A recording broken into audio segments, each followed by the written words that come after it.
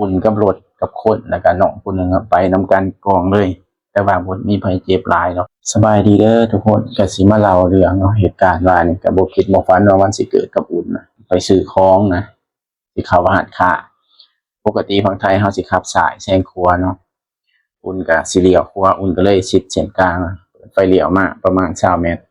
อุ่นหาเบิ่งแนมเบิ่งแวนอยู่ว่าเห็นรถทางหลังมาแต่เฮาเปิดไฟเลี้ยวแล้วเนาะชิดขวาปกติแต่บังเอิญว่ารถที่ตามหลังอุ่นมานะบ่ได้เบิ่งทางแนมไปซ้ายไปขวาเลยบ่จังได๋บ่ฮู้คิดว่าเขาสิชิดซ้ายออกมาเขาบ่ชิดเขามาแบบได้ยินเสียงหลากล้อมาประมาณ3วิอีดมาตุ้มใส่ทางหลังอุ่นเลยอุ่นกับรถกับคนแล้วก็น้องผู้หนึงไปนำกันกองเลยแต่ว่าบ่มีไผเจ็บหลายเนาะกระจกรถอุ่นมัน